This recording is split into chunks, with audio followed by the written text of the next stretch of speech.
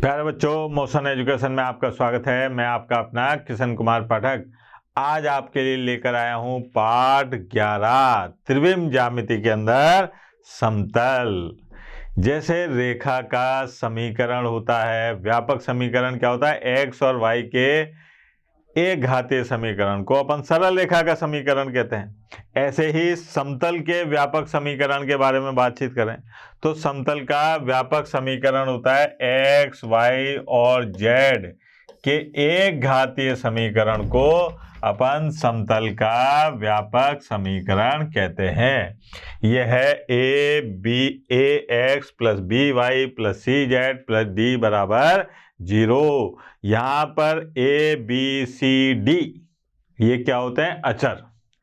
अब इन अचर के मान अगर मान लीजिए डी बराबर 0 है, यहां पर ये डी बराबर 0 है, तो इसका मतलब ये समतल कहां से होकर गुजरेगा, ये गुजरेगा मूल बिंदु से होकर। अगर अपन ये लिखें कि यहां पर डी बराबर 0 है, डी बराबर क्या है, 0, तो समतल कहां से गुजरता है, समतल मूल बिंदु से गुजरता है, मूल बिंदु से गुजरता है। यह आ गया साहब। अगर मान लीजिए कि ये तो पहली स्थिति आ गई। अगर ऐसा हो जाए कि साहब a बराबर 0 आ जाए, a बराबर 0 आ जाए, तो समतल क्या होगा, तो समतल x अक्ष के समांतर होगा, x अक्ष के समांतर होगा। कौन, समतल। अगर b बराबर 0 आ जाए तो समतल क्या होगा, y अक्ष के समांतर होगा। यह आ गया साहब, y अक्ष के समांतर। अगर c बराबर 0 आ जाए तो क्या होगा, z अक्ष के समांतर होगा, z अक्ष के समांतर होगा। सीधी सी बात। अगर मान लीजिए ऐसा हो जाए, तीसरा नंबर, कि a बराबर 0 हो और d बराबर भी 0 हो, a बराबर भी 0 हो और d बराबर भी 0 हो, तो क्या होगा साहब, तो समतल क्या करेगा, x अक्ष से होकर गुजरेगा, x अक्ष से होकर गुजरेगा। ठीक है। ऐसे ही अगर b बराबर 0 हो जाए और d बराबर 0 हो जाए तो ऐसी स्थिति में क्या होगा, y अक्ष से होकर गुजरेगा। और अगर c बराबर 0 और d बराबर 0 हो जाए तो क्या होगा, z अक्ष से होकर गुजरेगा। यह आ गया। अगर मान लो ऐसा हो जाए कि साहब b बराबर 0 और साहब c बराबर 0, b बराबर 0 और c बराबर 0, तब क्या होगा, ठीक है, तब x अक्ष के क्या होगा, लंबवत, x अक्ष के लंबवत। ठीक है। अगर ऐसा हो जाए कि साहब a बराबर 0 और c बराबर 0, a बराबर 0 और c बराबर 0, तो किसके लंबवत हो जाएगा, y अक्ष के लंबवत, y अक्ष के लंबवत। यह आ गया। अगर मान लीजिए ऐसा हो जाए कि साहब a बराबर 0 और b बराबर 0, तो ऐसी स्थिति में क्या कहेंगे अपन, तब ये z अक्ष के लंबवत हो जाएगा, z अक्ष के लंबवत। कौन, समतल। ये छोटी छोटी सी बातें हैं। एक बालक ने कहा कि अगर सर ऐसा हो जाए, अगर ऐसा हो जाए, ये अपने दूसरा तीसरा हो गया, ये अपने पास में चौथा नंबर देख लो और ये पांचवा नंबर देख लो, कि अगर ऐसा हो कि a बराबर 0 और साहब b बराबर भी 0 और d बराबर भी 0, a भी 0 b भी 0 d भी 0, तो ये क्या होगा, x y तल के क्या होगा, संपाती, यानी कि जटायु का भाई संपाती। ऐसे ही अगर मान लीजिए b और c और d ये बराबर 0 के हो, b और c, तो अपन कहेंगे yz तल के संपाती हो जाएगा। कौन, समतल। और अगर ऐसा हो जाए कि a और सी और डी ये तीनों 0 हो जाए, तो ऐसी स्थिति में ये क्या हो जाएगा, जेड एक्स तल के संपाती, तल के संपाती। ये कुछ विशेष स्थितियां थी जो व्यापक समीकरण से अपन बता सकते हैं कि साहब ये समतल जो है इस प्रकार से होगा। अब समतल क्या है, भिन्न भिन्न प्रकार के रूप लेकर आया।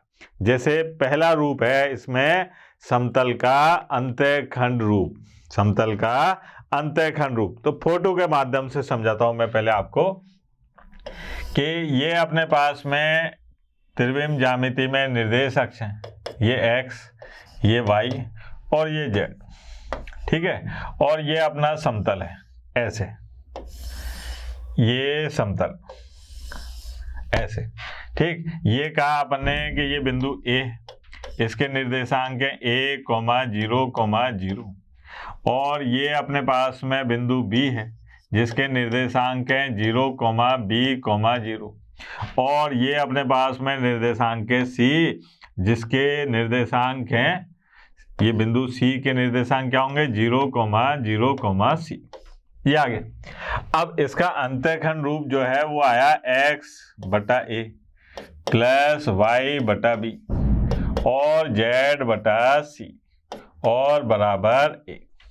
ये अंतःखंड रूप में समतल का समीकरण है। अगर यहां पर कहा जाए कि ये a क्या है, a क्या है बेटा, x अक्ष पर काटे गए अंतःखंड की, काटे गए अंतःखंड की लंबाई, अंतःखंड की लंबाई है साहब, ये है कौन a, ऐसे, ठीक है। इसी प्रकार से b क्या है साहब, b y अक्ष पर काटे गए अंतःखंड की लंबाई और c क्या है साहब, c है z अक्ष पर काटे गए अंतःखंड की लंबाई। ये अपने पास में अंतःखंड की लंबाई आ गई।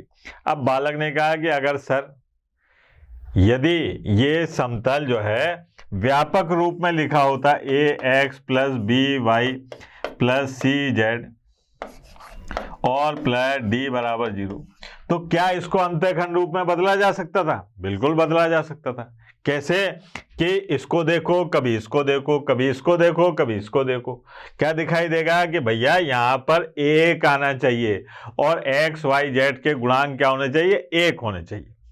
तो यहाँ कर लेते हैं, बड़ा आसान सा काम है। देखो आप ax plus by plus cz बराबर माइनस के d, ये आ गया।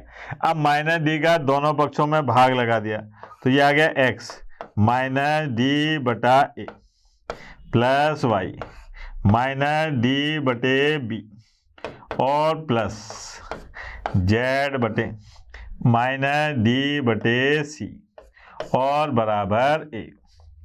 ये आ गया साहब अपने पास में अंतःखंड रूप में समीकरण। कैसे बदला मैंने कि भैया d को एक तरफ ले गया, फिर वहां पर 1 बनाने के लिए दोनों पक्षों में d का भाग लगा दिया और x y z के गुणांकों को क्या रखा, 1 बटे में लाके।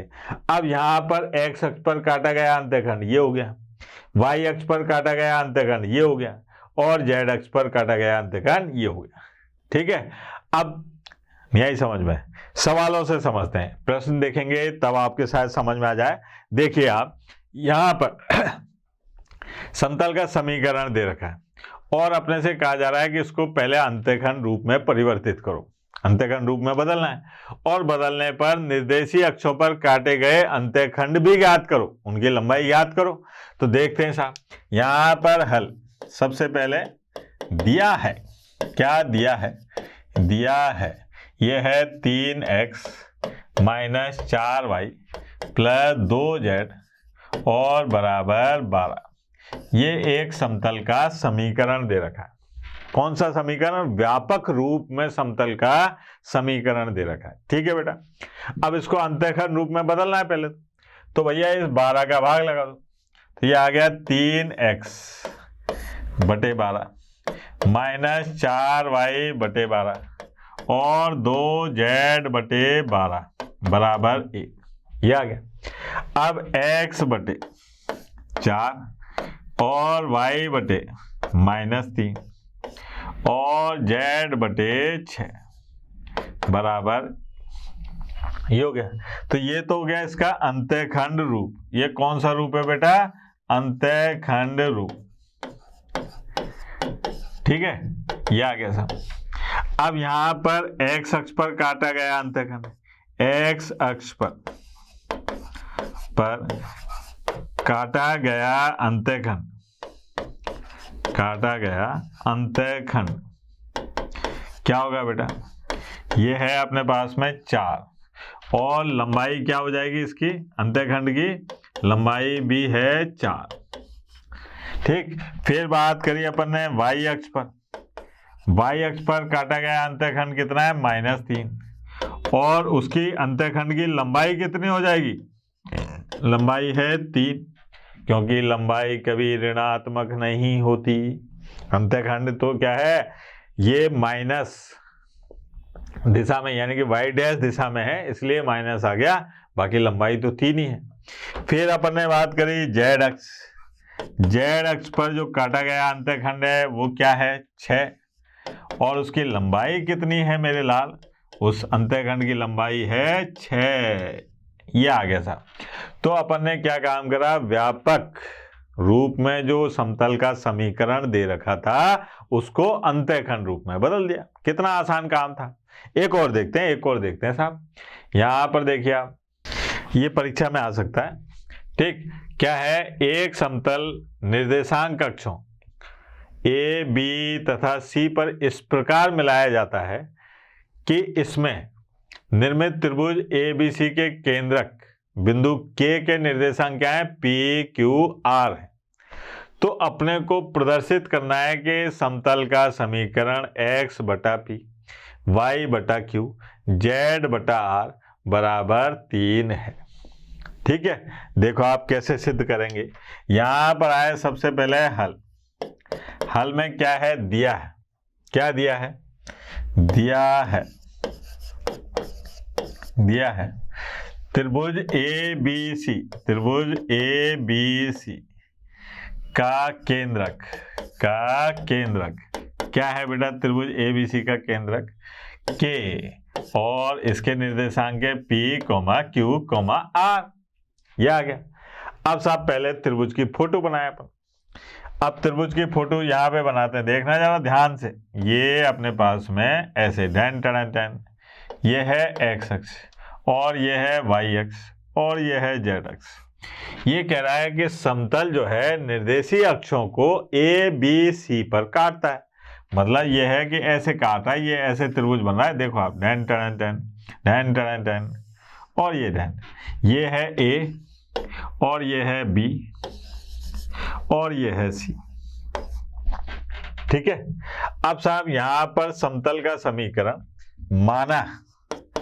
माना समतल का समीकरण। अब क्योंकि चर्चा अंतःखंड रूप में है तो मैंने अंतःखंड रूप में ही मान लिया, x बटा a और प्लस x बटा a प्लस y बटा b प्लस z बटा c और बराबर। यहां पर ये a b c मैंने माने हैं। ठीक है, तो इसका मतलब ये हुआ कि यहां पर इस बिंदु A के निर्देशांक क्या होंगे बेटा? A, 0, 0। B के निर्देशांक क्या होंगे? 0, B, 0 और C के निर्देशांक क्या होंगे? 0, 0, C। अब जो केंद्रक है K वो यहाँ कहीं होगा, जिसके निर्देशांक अपन ने नहीं माने, इन्होंने दे रखे हैं P, Q, R। ये केंद्रक है। अब आपको याद है ना त्रिभुज का केंद्रक क्या होता है? तीनों को जोड़कर 3 का भाग लगाते हैं, है ना। अब यहाँ पर अगर मान लीजिए P की बात करें, केंद्रक का जो P निर्देशांक है यानी कि x निर्देशांक है, वो कैसे आया होगा? वो आया x1 plus x2 plus x3 और बटे 3, ऐसे ही आया।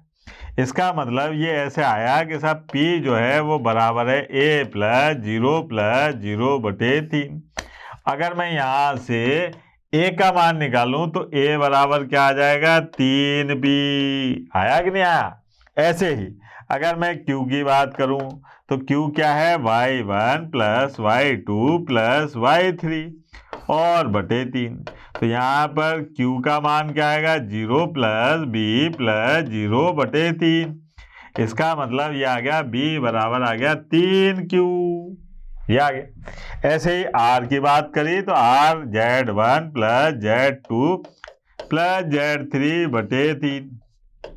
तो यहाँ पर r बराबर क्या हो जाएगा साहब, यहाँ हो जाएगा 0 प्लस c और बटे 3। तो c बराबर आ गया 3r, ये हो गया। अब a b c के मान आ गए अपने पास में। a b c के मान यहाँ रख दो, किसमें, अभी समीकरण। तो यहाँ पर देखो आप, समतल का अभीष्ट समीकरण, समतल का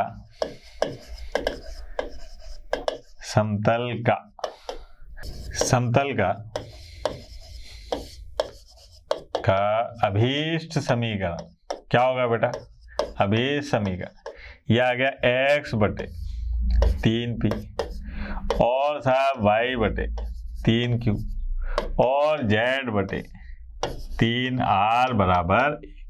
ये क्या करा मैंने, मान रख दिए ABC के, क्योंकि ABC मैंने माने थे। अब मैंने माने थे तो उनके मान तो रखने पड़ेंगे, रख दिए साहब। अगर इसको लक्षण से लिखूं तो x बटा p प्लस y बटा q प्लस z बटा r और आ गया इधर 3। और यही तो सिद्ध करना था, यही लाना था ना, इति सिद्धम। ये देखो आप, इति सिद्धम, सिंपल सी बात, नहीं आई बात समझ में, आ गई होगी, है ना। अब आते हैं साहब सबसे इंपॉर्टेंट चीज। अब अपन बात करते हैं समतल के दूसरे रूप की। व्यापक रूप तो व्यापक रूप है, पहला रूप पढ़ा अपन ने अंतःखंड रूप। अब दूसरा रूप है समतल का अभिलंब रूप में समीकरण, समतल का अभिलंब रूप में समीकरण। इसके भी दो रूप हैं, एक तो सदिश रूप और एक कार्तीय रूप। तो पहले अपन बात करते हैं सदिश रूप की। सदिश रूप में क्या है साहब, यह है अपने पास में r सदिश और n कैप और बराबर d, ये आ गया साहब। r सदिश ये है बिंदु गुणन n कैप बराबर d, ये समतल का अभिलंब रूप में समीकरण है। अब बालक के ये क्या चीज है सर, तो यहां पर देखिए, ये है अपने पास में एक समतल, क्या है ये, समतल। और इस समतल पर कोई बिंदु है P जिसके निर्देशांक हैं x, y, z, ठीक है। तो ये r जो है इस व्यापक बिंदु का स्थिति सदिश है, समतल पर स्थित व्यापक बिंदु का स्थिति सदिश। r सदिश क्या है साहब, r सदिश बराबर ये है x i cap plus y j cap plus z k cap, ठीक। समतल पर स्थित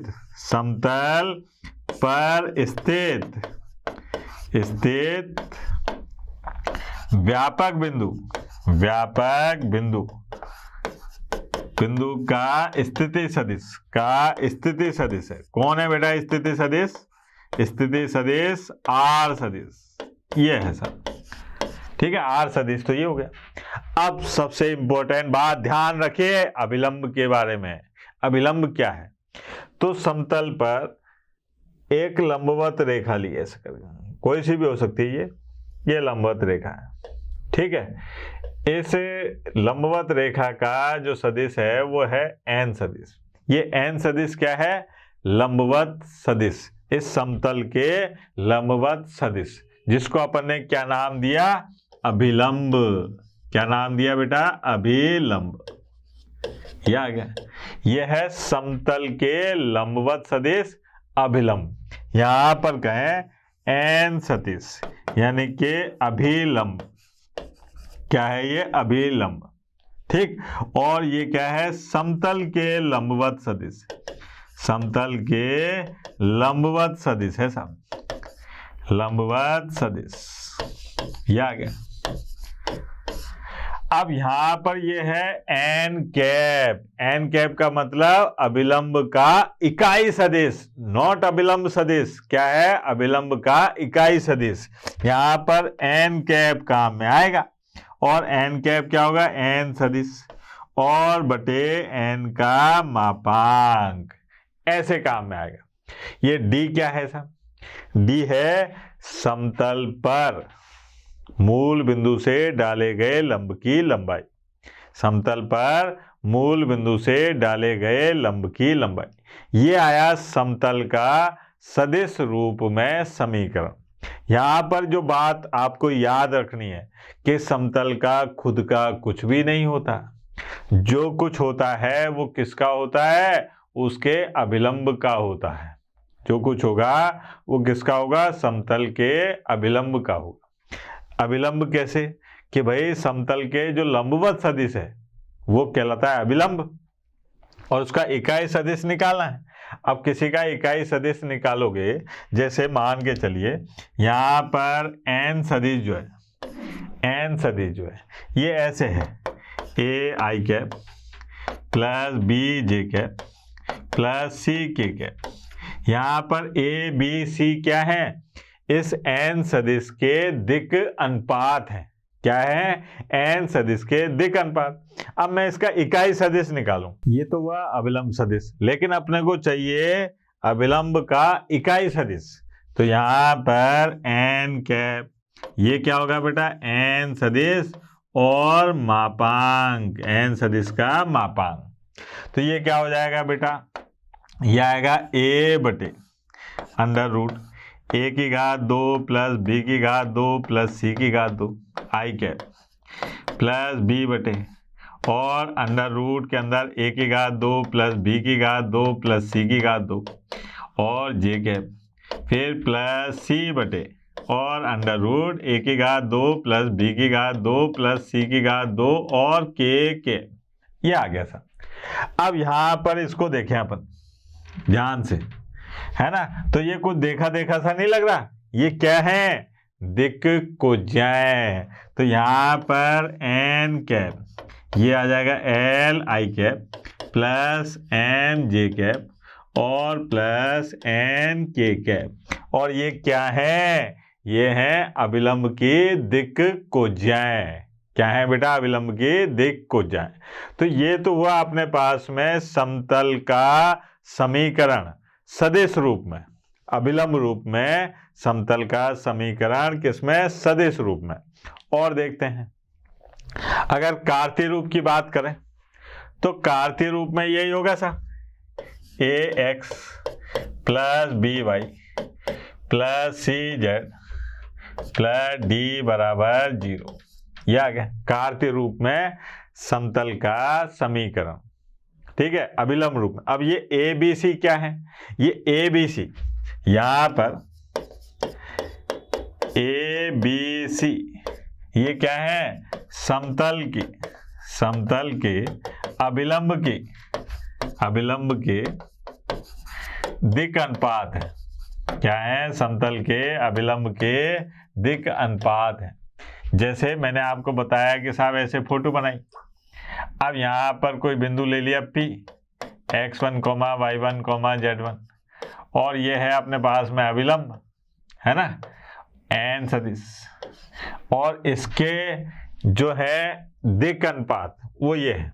अगर मान लीजिए मैं इसको ऐसे करूं कि ax plus B Y plus सी जेड और बराबर माइनस डी, और यहाँ पर a बटा अंडर रूट ए की घात 2 प्लस बी की घात 2 प्लस सी की घात 2 x और b बटे अंडर रूट ए की घात 2 बी की घात 2 सी की घात 2 y और c बटे अंडर रूट ए की घात 2 प्लस बी की घात 2 प्लस सी की घात 2 और z और माइनस डी बटे अंडर रूट के अंदर ए की घात 2 प्लस बी की घात 2 प्लस सी की घात 2। तो ऐसी स्थिति में क्या होगा कि अगर मैं इसको माइनस को इधर ले आऊं, इसको धनात्मक कर दूं, तो ये आ जाएगा अपने पास में माइनस के बाद में l x plus m y plus n z, और ये जो है डी बटे अंडर रूट ए की घात 2 प्लस बी की घात 2 प्लस सी की घात 2 को कह दूं मैं पी। तो ये हो गया l x plus m y plus n z और बराबर एन जेड बराबर पी। ये है अपना कार्तीय रूप में अभिलंब का समीकरण। क्या है? कार्तीय रूप में अभिलंब रूप में समतल का समीकरण। क्या है? कार्तीय रूप में समतल का अभिलंब रूप में समीकरण। ये है l x plus m y plus n z बराबर पी, या फिर ये लिख लो। ठीक सर, आगे बढ़ते हैं। सवालों के माध्यम से ये ज़्यादा अच्छे से समझ में आते हैं। ये देखिए आप, यहाँ पर क्या कहा जा रहा है, उस समतल का समीकरण ज्ञात कीजिए जो मूल बिंदु से 4 इकाई की दूरी पर है तथा सदिश I cap minus 2j cap plus 2k cap इसके अभिलंब है। यहाँ पर समझ में आ जाएगा आपकी सारी बात। देखिए आप, यहाँ पर सबसे पहले दिया है अब क्या दिया है बेटा? दिया है यहाँ पर एक तो n सदिश अभिलंब, ये दे रखा है आई कैप माइनस 2j कैप और प्लस 2k कैप, ये दे रखा है, और एक d दे रखा है। d क्या है? यहाँ पर मूल बिंदु से समतल की दूरी। तो d दे रखी है कितनी? 4 इकाई। कितनी दे रखी है? 4 इकाई। अब अपने पास में सदिश रूप में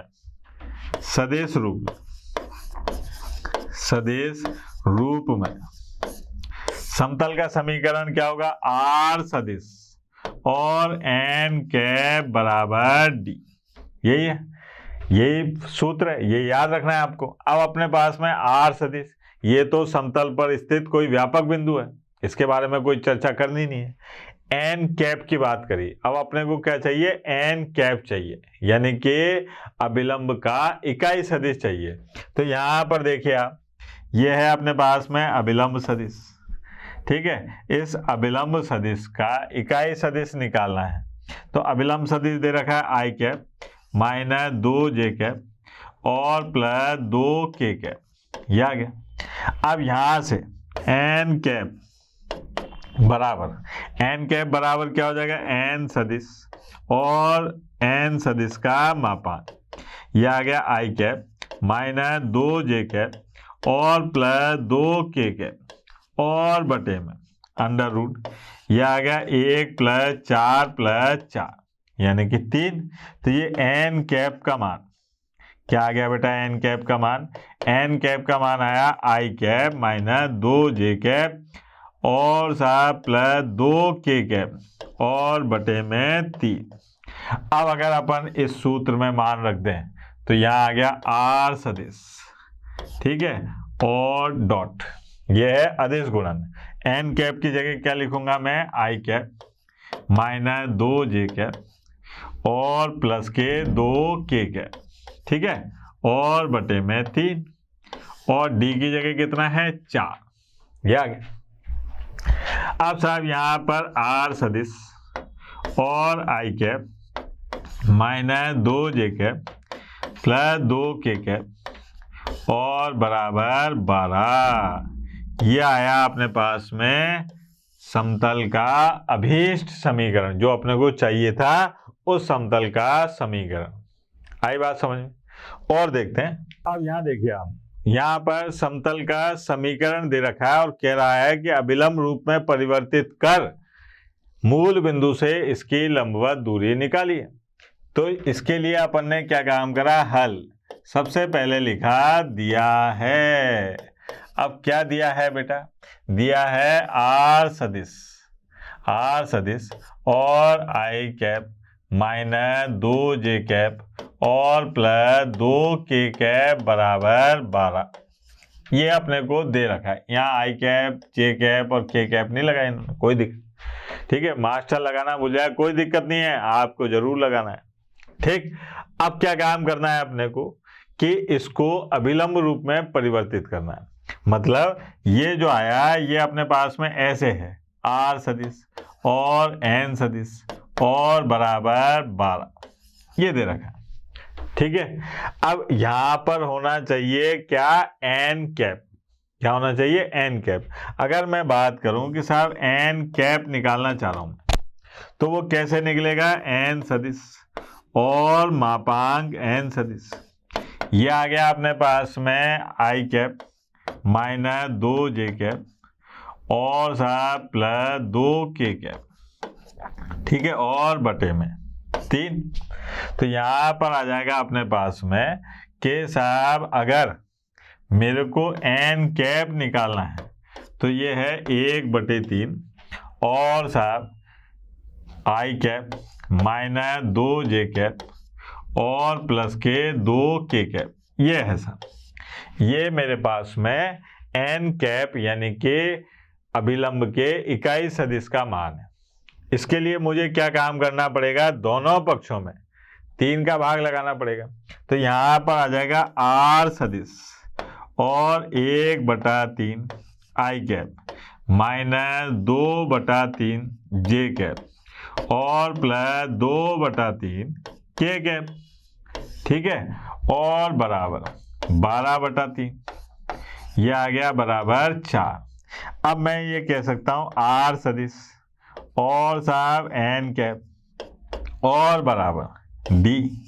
ठीक है, यहां पर अगर मैं d देखूं तो d बराबर कितना आ रहा है, 4, और यही तो पूछ रहा है कि इसकी मूल बिंदु से दूरी कितनी है, तो वो कितनी है बेटा, 4 इकाई। कितनी है, 4 इकाई। कितना आसान सा काम था। ठीक है, और देखते हैं यहां पर देखिए अब ये क्या कहा जा रहा है कि उस समतल का समीकरण ज्ञात कीजिए जो मूल बिंदु से 2 इकाई की दूरी पर हो और इसके अभिलंब के दिक् अनुपात हैं 12 - 3 और 4। ठीक है, अपने ऐसा करते हैं, इसका अपन सदिश रूप में भी समीकरण लिखते हैं और कार्तीय रूप में भी लिखते हैं, देखें क्या मिलता है साहब। तो सबसे पहले आए अपन हल। हल में क्या है, दिया है क्या दिया है बेटा, दिया है एक तो d का मान 2 इकाई है ना, मूल बिंदु से दूरी दे रखी है ना, तो ये क्या है, 2 इकाई। एक अपने को अभिलंब के दिक् अनुपात दे रखे हैं। क्या दे रखे हैं, अभिलंब के दिक् अनुपात। अगर मैं कहूं अभिलंब के दिक् अनुपात क्या है, 12 - 3, 4, ये तो अभिलंब क्या होगा साहब, n सदिश बराबर ये अभिलंब, ये आएगा 12 i cap minus 3 j cap और प्लस 4 k कैप, ये आ गया। ठीक है, अब मेरे को तो भैया जो सूत्र है वो ये है कि r सदिश और n कैप और बराबर d। ये यहां पर d क्या है, मूल बिंदु से समतल की लंबवत दूरी जिसका मान दे रखा है 2 इकाई। अब मुझे जरूरत है n कैप, तो n कैप क्या आएगा साहब, n कैप ये आएगा अपने पास में n सदिश बटे n सदिश का मापांक। n कैप का मतलब क्या है, यहाँ पर अभिलंब का इकाई सदिश। क्या है, अभिलंब का इकाई सदिश। तो यहाँ पर देखिए ये है 12 i cap minus 3 j cap और प्लस 4 k कैप और बटे में यहाँ पर अंडर रूट 144 प्लस 9 प्लस 16। ठीक है, अगर इसको ध्यान से देखिए तो ये कितना हो गया, 144 169 यानी कि 13। तो यहाँ पर n कैप का मान आ गया 1/13 12 i cap minus 3 j cap और प्लस 4 k कैप, ये हो गया। अब यहाँ से मैंने ये मान इसमें रखा तो r सदिश और डॉट n कैप की जगह 12 i cap minus 3 j cap और प्लस 4k कैप और बटे में 13 और बराबर कितना दे रखा है बेटा 2। अब इसको उधर ले जाओ तो ये आ गया r सदिश और यहाँ पर आ गया 12i cap minus 3j cap और 4k कैप और 13 दूनी 26। ये हो गया साहब, वेरी सिंपल सी बात। क्या आ गया अपने पास में r सदिश 12i cap minus 3j cap plus 4k cap बराबर 26। अगर मान लीजिए ये अपने पास में सदिश रूप दे रखा है, क्या था सर, r सदिश और 12i cap minus 3j cap plus 4k cap और बराबर 26। ये है। अब मुझे इसको कार्तीय रूप में बदलना हो तो बहुत आसान है, दिमाग लगाने की जरूरत ही नहीं है। क्यों? क्योंकि ये क्या है, ये है व्यापक बिंदु का स्थिति सदिश। क्या है ये? व्यापक बिंदु का स्थिति सदिश, यानी कि ये है x i cap y j cap और z k कैप, यही तो है। और इसका अदिश गुणनफल हो रहा है किसके साथ में, 12i cap minus 3j cap और 4k कैप के साथ में। ये आ गया अपने पास में 26। अब यहां पर देखिए आप, ये आ गया 12x और माइनस 3y और प्लस 4z और बराबर 26। ये हो गया सर। ये है अपने पास में कार्तीय रूप में समतल का समीकरण। क्या है? कार्तीय रूप में समतल का समीकरण। कितना आसान सा काम था। ठीक है बेटा, आगे बढ़ते हैं। ये देखिए आप, एक दिए गए सदिश अनुलंब तथा दिए गए बिंदु से होकर जाने वाले समतल का समीकरण लिखिए। मतलब ये यूं कहना चाह रहे हैं कि साहब एक समतल है ये, ठीक है। इस समतल पर एक बिंदु है A जिसके निर्देशांक है x1, y1, z1, ठीक है। और साहब ये अभिलंब है, ये क्या है, अभिलंब। और इसके दिक् अनुपात दे रखे हैं अभिलंब के, क्या है, A B C, ये दे रखे। ये तो बिंदु P है और साहब ये अपने पास में बिंदु P कहाँ था, ये भैया इसको दोबारा देखना यार, ये क्या अटका दिया। हाँ भाई, अब देखिए आप, ये क्या कह रहा है, नया रूप आया अपना कि एक दिए गए सदिश के अभिलंब, अनुलंब अभिलंब एक ही बात है, अनुलंब तथा दिए बिंदु से होकर जाने वाले समतल का समीकरण लिखो। ठीक है, क्या कह रहा है, एक तो अभिलंब दे रखा हो और समतल एक बिंदु से होकर गुजर रहा हो, तो उस समतल का समीकरण कैसे लिखेंगे। ये सबसे ज्यादा इंपॉर्टेंट है, सबसे ज्यादा महत्वपूर्ण है ये बात कि अगर मान लीजिए अपने पास में एक समतल है, ये समतल आ गया सर। इस समतल पर एक बिंदु है A जिसके निर्देशांक है x1, y1, z1, ठीक है। और ये इसका अभिलंब है, ठीक है। और इस अभिलंब के दिक् अनुपात दे रखे हैं, अभिलंब के दिक् अनुपात वो है A, B, C, ये है। तो इस समतल का समीकरण क्या होगा, इसके बारे में बातचीत करते हैं। तो इस समतल का समीकरण होगा A x minus x1 plus B y minus y1 और plus C z minus z1 और बराबर 0। ये अपने पास में कार्तीय रूप हुआ। कार्तीय रूप में एक बिंदु से होकर जाने वाले, ये तो कार्तीय रूप हो गया, ठीक है। कार्तीय रूप में अपन ने कौन से समतल का समीकरण लिखा है, जो बिंदु A x1, y1, z से गुजरता है और उसके अभिलंब के दिक् अनुपात क्या है, A, B, C है। अब अगर मान लो मैं इसको सदिश रूप में लिखना चाहूं कि भाई सदिश रूप में क्या होगा, ये भी तो बात आएगी कि सदिश रूप में इसको कैसे लिखेंगे। तो सदिश रूप में लिखने के लिए इस अभिलंब को लिखना पड़ेगा कि भैया ये n सदिश है, यानी कि अभिलंब को काय से बता दिया अपन ने, n से। और इस बिंदु ए का स्थिति सदिश है ए सदिश, ये आ गया भाई, ए सदिश आ गया। तो अब अभिलंब रूप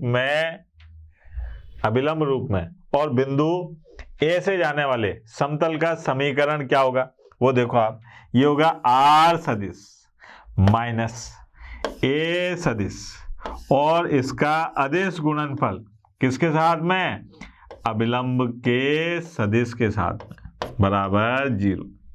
ये है अपने पास में कार्तीय रूप, बिंदु x1, y1, z1 से जाने वाले समतल का समीकरण जिसके अभिलंब के दिक् अनुपात दे रखे हैं।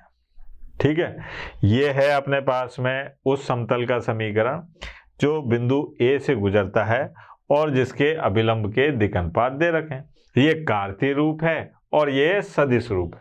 अब ज़्यादा अच्छे तरीके से अपन इसको एक उदाहरण के माध्यम से समझते हैं। सवाल देखते हैं साहब, एक बढ़िया सा सवाल आता है, उस सवाल के माध्यम से समझते हैं। जैसे ये है, यहाँ पर देखिए कि उस समतल का समीकरण ज्ञात करना है जहाँ पर बिंदु दे रखा है और साहब अभिलंब के दिक् अनुपात दे रखे हैं, जहाँ पर बिंदु भी दे रखा है और अभिलंब के दिक् अनुपात दे रखे हैं। तो देखें साहब क्या होगा, यहाँ पर आए साहब हल। सबसे पहले बात करें अपन किसकी, सदिश रूप की कर लेते हैं, आपका मन भी रह जाएगा। सदिश रूप, अब सदिश रूप में क्या क्या दे रखा है वो देखो आप, बिंदु दे रखा है, बिंदु ए, ये है अपने पास में 5, 2, -4, ठीक है। और साहब दिक् अनुपात दे रखे हैं, यानी कि अभिलंब सदिश दे रखा है, क्या है ये 2i प्लस 3j और माइनस k। अगर मैं बिंदु ए का स्थिति सदिश ए सदिश मान लूं तो वो क्या हो जाएगा बेटा, 5i और प्लस 2j और -4k, ये हो जाएगा। ठीक है, ये अपने पास में अब अपने को समतल का समीकरण याद है, क्या होता है, आर सदिश माइनस ए सदिश और इसका अदिश गुणनफल करना है किससे, अभिलंब सदिश से, ये बराबर 0। अब यहाँ पर आर सदिश, कुछ बालक क्या काम करते हैं, इसको लक्षण से लिख लेते हैं, आर सदिश और अदिश गुणनफल एन सदिश के साथ और बराबर ए सदिश और एन सदिश, ये आ गया। अब आर सदिश की जगह तो आर सदिश, क्योंकि ये तो व्यापक बिंदु का स्थिति सदिश है। एन सदिश क्या है अपने पास में, ये है 2i प्लस 3j और माइनस k बराबर। अब ए सदिश और एन सदिश का अदिश गुणनफल करा तो क्या आ रहा है, देखो आप 10 और प्लस 6 और प्लस 4, ठीक है। तो ये आ गया आर सदिश और 2i प्लस 3j और माइनस k बराबर 20। ये आ गया अपने पास में सदिश रूप में समतल का समीकरण। अब अपन बात करते हैं कार्तीय रूप में।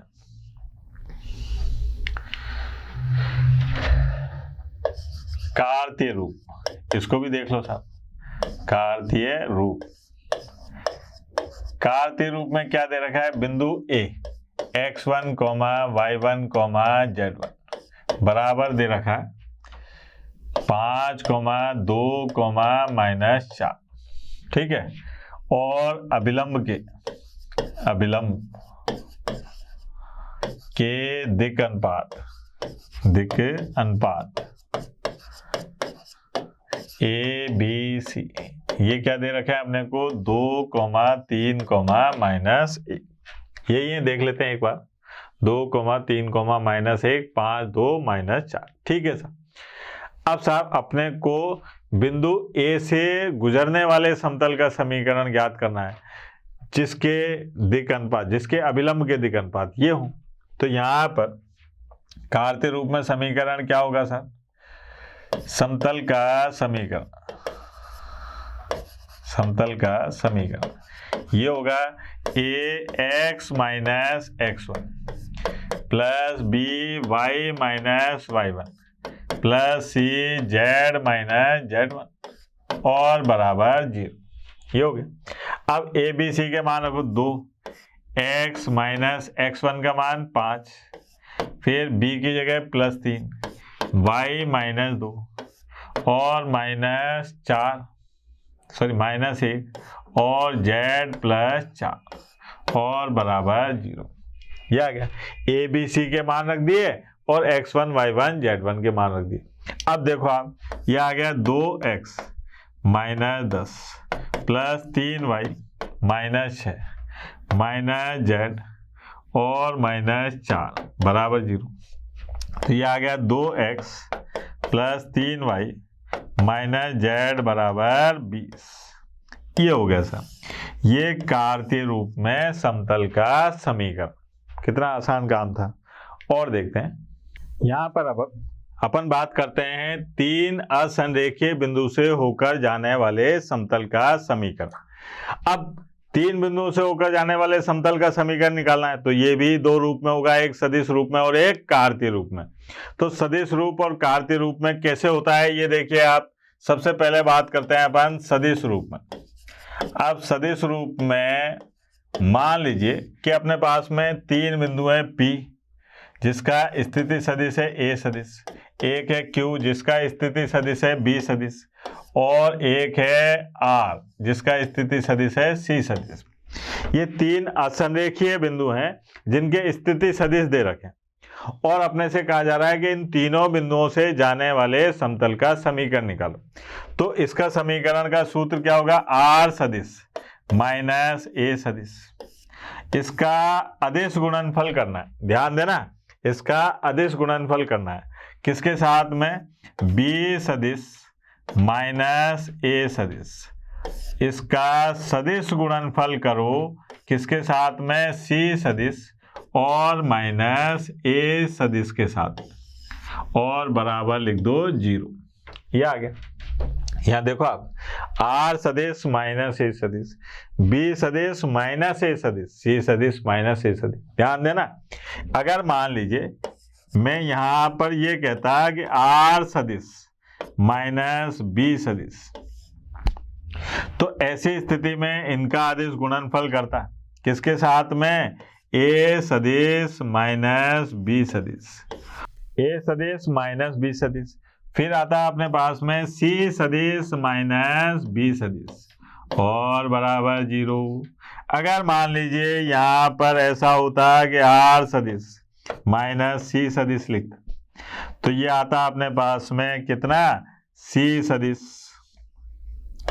A सदिश माइनस C सदिश, इसका सदिश गुणनफल B सदिश और माइनस C सदिश के साथ में और बराबर 0। तीनों में से आप कोई सा भी सूत्र इस्तेमाल कर सकते हैं जिससे अपने को क्या प्राप्त होगा? 3 असंरेखीय बिंदु से जाने वाले समतल का समीकरण, वो भी सदिश रूप में। अगर कार्तीय रूप की बात करें, कार्तीय रूप में अपने पास में मान लीजिए कि 3 बिंदु दे रखे हैं, कार्तीय रूप, ठीक है। कार्तीय रूप में अपने पास 3 बिंदु कौन कौन से? A जिसका है x1, y1, z1 और एक बिंदु है B x2, y2, z2 और C ये बिंदु है x3,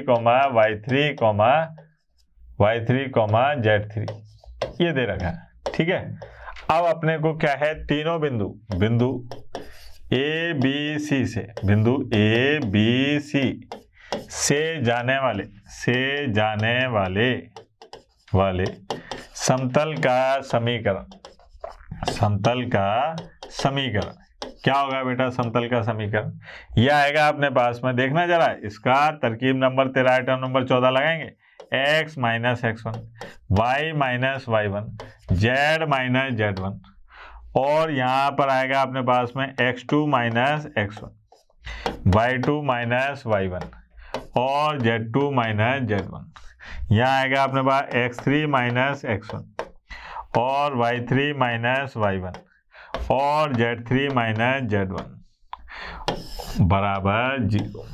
ये है सर, ये 3 बिंदुओं से जाने वाले समतल का समीकरण है कार्तीय रूप में। ज्यादा अच्छे तरीके से आप कैसे समझोगे, उदाहरण से। उदाहरण यानी कि एक सवाल लेके देखते हैं। ये 3 बिंदु दे रखे हैं, इनसे जाने वाले समतल का समीकरण बताना है, कार्तीय रूप में भी और सदिश रूप में भी। तो सबसे पहले बात करें अपन सदिश रूप में, समझाने के लिए कर रहा हूं। सदिश रूप में, अब सदिश रूप में अपने को क्या क्या दे रखा है सर? अपने को यहाँ पर r यानी कि a सदिश, r बिंदु के स्थिति सदिश का मान दे रखा है। क्या है वो? 2i कैप और plus 5j cap minus 3k cap, ठीक है। और s इसके स्थिति सदिश b सदिश का मान दे रखा है माइनस 2i कैप और minus 3j cap plus 5k cap, ठीक है। और साहब t ये दे रखा है 5c सदिश और ये है 5i cap plus 3j cap और माइनस 3k कैप, ये आ गया। अब सूत्र क्या था बेटा? सूत्र है r सदिश माइनस a सदिश, है ना, ऐसे। फिर यहाँ पर है, यहाँ पर अदिश गुणनफल किसके साथ में? b सदिश माइनस a सदिश और इसका सदिश गुणनफल c सदिश माइनस a सदिश, इसके साथ, यही है। तो यहाँ देखिए आप क्या दिखाई दे रहा है अपने को कि सबसे पहले b सदिश माइनस a सदिश निकालिए। क्या आएगा देखो आप, b सदिश माइनस a सदिश minus 4i cap minus 8j cap और साहब प्लस 8k कैप, ये आ गया। फिर आप c सदिश माइनस a सदिश निकालिए। क्या आ जाएगा बेटा? c सदिश माइनस a सदिश 3i cap minus 2j cap और प्लस 0k कैप, ये आ गया। अब इसका अपन क्या काम करें? b सदिश माइनस a सदिश और इसका सदिश गुणनफल c सदिश माइनस a सदिश का, ये निकालते हैं। तो ये आ गया अपने पास में i कैप, j कैप और k कैप, ठीक है। तो ये आ गया अपने पास माइनस 4 माइनस 8 प्लस 8 3 माइनस 2 और 0।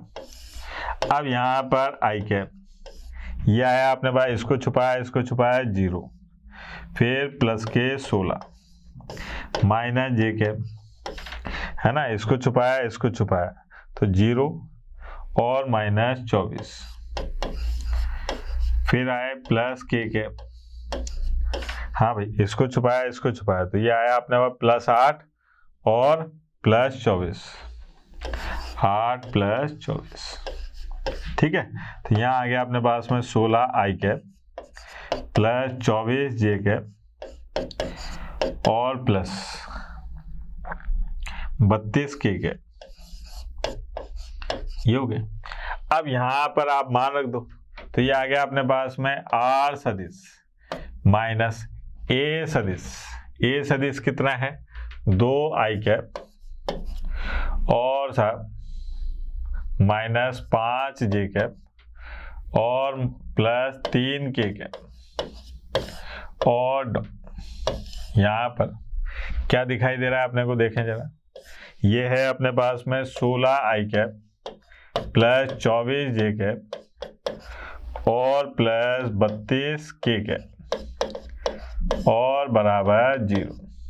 अब यहाँ पर r सदिश का डॉट प्रोडक्ट यानी कि अदिश गुणनफल 16i कैप और प्लस 24j कैप और 32k कैप,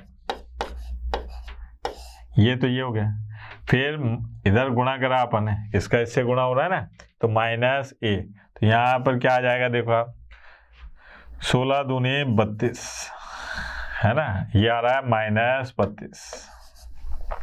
फिर 24 पंजे, है ना, 125 यानी कि 120, तो ये आ गया माइनस 120 और 32 3, तो ये आ गया प्लस 96 बराबर 0।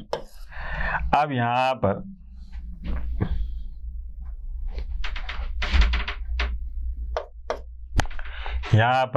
r सदिश और सा 16i cap plus 24j cap और प्लस 32k कैप, है ना, ये आ गया। अब इसको सरल करो और बराबर के उधर ले जाओ, तो ये -32 152, 152 में से 96 गए, 152 में से 96 गए, तो कितने बचे बेटा? 56। तो ये आ गया प्लस के 56। ये हो गया सर, ये अपने पास में 3 बिंदुओं से जाने वाले समतल का समीकरण। कितना आसान काम था, ठीक है ना। ये था 3 बिंदुओं से जाने वाले समतल का समीकरण। कल अपन इससे आगे और पढ़ेंगे, तब तक के लिए टाटा बाय बाय, धन्यवाद। कल फिर मिलते हैं समतल के साथ में। आशा करता हूं हमारे टॉप एजुकेटर का यह लेक्चर आपको पसंद आया होगा। अगर पसंद आया है तो वीडियो को लाइक करिए, चैनल को सब्सक्राइब करिए और शेयर भी करिए, क्योंकि ज्ञान बांटने से बढ़ता है और सही बताऊं तो पुण्य भी मिलता है। मुझे सुनने के लिए बहुत बहुत धन्यवाद। Thank you.